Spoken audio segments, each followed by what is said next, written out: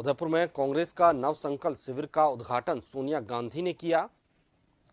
इस दौरान हमारे जन TV news coordinator Yogendra Sharma ने बात की राष्ट्रीय कांग्रेस प्रवक्ता रागिनी नायक से। कांग्रेस के नव संकल्प में युवा समिति जो बनी है उसी के सदस्य हैं रागिनी नायक, जो राष्ट्रीय प्रवक्ता भी है कांग्रेस की। रागिनी जी, क्या कुछ निकल करके आ रहा है, क्या ऐसा एजेंडा है कि कांग्रेस के साथ अभी जुड़ सकते हैं? देखिए, सबसे पहले तो अगर हम प्रतिनिधित्व ज़्यादा दें कम से कम कांग्रेस पार्टी में, तो मुझे लगता है कि जो नौजवान लोग हैं, युवा हैं, युवतियाँ हैं, उनकी आकांक्षाएं उसमें रिफ्लेक्ट करें।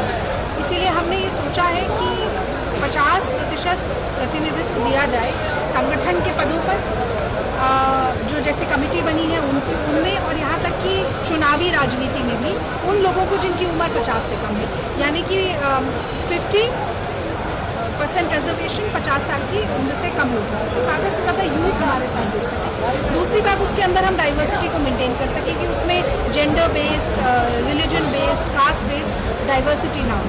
इसी के साथ साथ डाइवर्सिटी हो और उसमें डिफ्रेंसिएशन ना हो। और इसी के साथ साथ ये बहुत ज़रूरी है कि कांग्रेस पार्टी ये भी सुनिश्चित करे कि नौजवान और भी अलग अलग क्षेत्रों में जहाँ पर चाहते हैं कि वो समृद्ध हो सके, सशक्तिकरण हो सके, वहाँ पर भी कांग्रेस पार्टी कैसे उनकी मदद कर सकती है। उसमें हमने शिक्षा का क्षेत्र भी चुना है, हमने बेरोजगारी के बारे में भी बात की है, राइट टू एम्प्लॉयमेंट की भी बात की है, एक्सेसिबिलिटी ऑफ एजुकेशन की बात की है, पेपर लीक की बात की है, डिजिटल डिवाइड की बात की है। इन सब पर ये सारे आइडियाज़ हैं जो फ्लोटेड हैं आज डिस्कशन डेलिब्रेशन के लिए। कल भी इन पर बातचीत होगी और शाम तक कोई निष्कर्ष नहीं। रागिनी जी, राइट टू जॉब की आपने बात की है, जो मुझे लगता है सबसे बड़ी जरूरत है, कैसे हो पाएगा? वो कैसे हो पाएगा ये आपको शाम को बताएंगे, क्योंकि जो इस क्षेत्र के एक्सपर्ट्स भी हैं वो बैठे हुए हैं, वो राय देंगे और हम एक एक्शन प्लान पूरा बनाएंगे। ऐसा नहीं कि हवा में तीर मार दिया और सोचा कि प्रेस में छप जाए बस इसलिए, क्योंकि अंततः तो 55% अगर नौजवान हैं वो कांग्रेस से नहीं जुड़ेंगे तो कांग्रेस के लिए पुनरुत्थान करना मुश्किल काम होगा। तो ये तो हमारे लिए ही फ़ायदेमंद है कि हम नौजवानों को जोड़ने के लिए सक्रियता से काम करें। कुछ एक्सरसाइज की आप लोगों ने, कुछ स्टेट से या कुछ लोगों से बातचीत की हो कि यूथ क्या चाहता है? मैं बिल्कुल आपको बताती हूँ, करीब 65 से 70 सदस्य हर कमेटी में है, यूथ की कमेटी में भी है। वो अलग अलग देश के प्रांतों से, जिलों से, शहरों से, गाँव से आए हैं और उन सब ने अपने अपने ज़िले, गांव, देहात सब जगह के पर नौजवानों से बात भी की है। हमने सोशल मीडिया का भी प्रयोग किया है, हमने ट्विटर स्पेसेस किए हैं जिसमें कि हमने नौजवानों से सजेशन मांगे हैं कि वो क्या चाहते हैं। तो एक बड़ी लंबी एक्सरसाइज है और वो जो भी ज्ञान समेट कर आए हैं उस पर चर्चा होगी और उसमें से निष्कर्ष।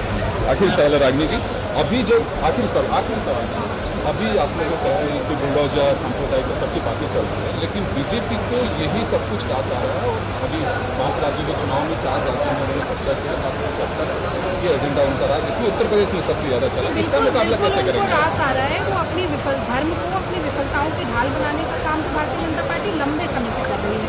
और हमारे लिए बड़ी चुनौती भी यही है कि हम कैसे जनता को ये समझाएंगे कि असल में राजनीतिक दल का या सरकार का काम विकास का होता है, विनाश का नहीं होता। और किस तरह से जब महंगाई बढ़ती है, बेरोजगारी बढ़ती है, जब कोरोना जैसी महामारी का आघात होता है तो पेट पर लात पड़ती है, काम ठप हो जाता है, तो उसके कितने दूरगामी प्रभाव है, ये सारी बातें हमें करनी पड़ेंगी। और इसी के साथ साथ आप बिल्कुल ठीक कह रहे हैं, ये भी समझाना कि 5 ट्रिलियन की इकोनॉमी दंगा फसाद से नहीं बन सकती, विवाद से नहीं बन सकती, सबका साथ सबका विकास दंगा फसाद से नहीं हो सकता।